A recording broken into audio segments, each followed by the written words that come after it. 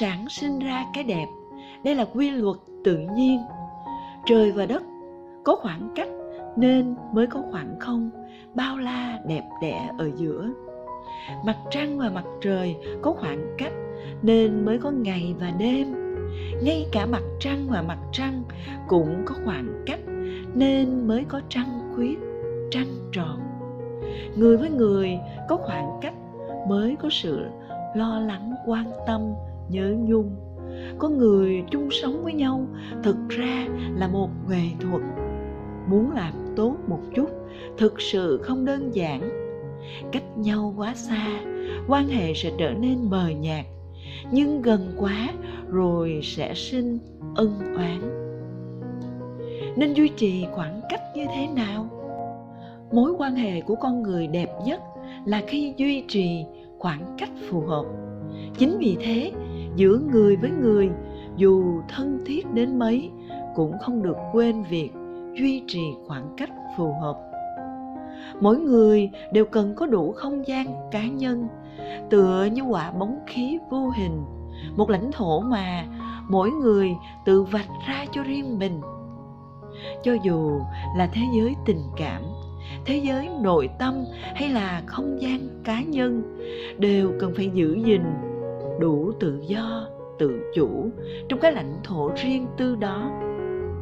Đừng nói các bạn là tri kỷ hay bạn thân, cho dù mối quan hệ có tốt đẹp tới đâu, một khi không gian cá nhân đó bị xâm phạm quá nhiều, thậm chí bị xúc phạm, chúng ta đều sẽ cảm thấy khó chịu, không thoải mái, chán ghét, thậm chí phẫn nộ. Tình cảm đẹp nhất khi xây dựng trên nền tảng tôn trọng và thấu hiểu lẫn nhau, không vượt quá giới hạn, không mạo phạm, không thách thức, không giả tạo. Đừng dùng lá chắn tình cảm tốt đẹp để tùy tiện làm theo ý mình.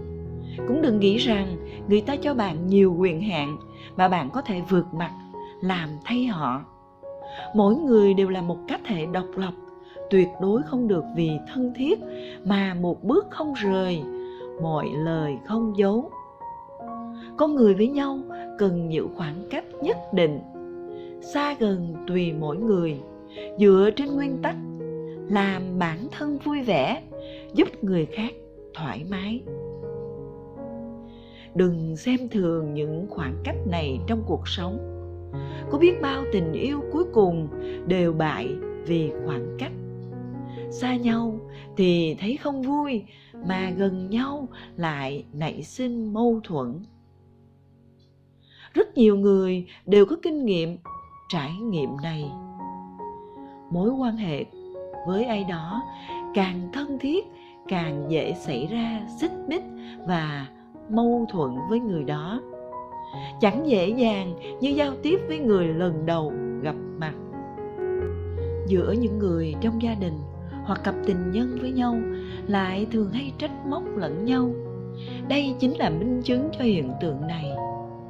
Theo lý mà nói, con người càng thân thiết, càng cởi mở với nhau, mối quan hệ cũng ngày càng tốt đẹp. Nhưng thực tế lại hoàn toàn không phải như vậy. Nguyên nhân nằm ở đâu? Thực ra, điều này có thể lý giải bằng quy tắc con nhím trong tâm lý học sau đây. Hai con nhím nếu tiến lại quá gần nhau, gai của chúng sẽ làm đôi bên đều bị thương. Chỉ sau khi tách nhau ra xa hơn một chút, duy trì một khoảng cách phù hợp, chúng mới có thể ở cạnh nhau, nương tựa, sưởi ấm cho nhau. Giữa người với người thực ra giống như những con nhím kia. Nếu sát lại quá gần sẽ làm nhau bị thương, nhưng quá xa lại không thể nương tựa, sưởi ấm cho nhau. Chỉ khi duy trì một khoảng cách phù hợp, chúng ta mới có thể hòa hợp với nhau. Duy trì khoảng cách phù hợp mới là chân lý mang đến thoải mái và ấm áp.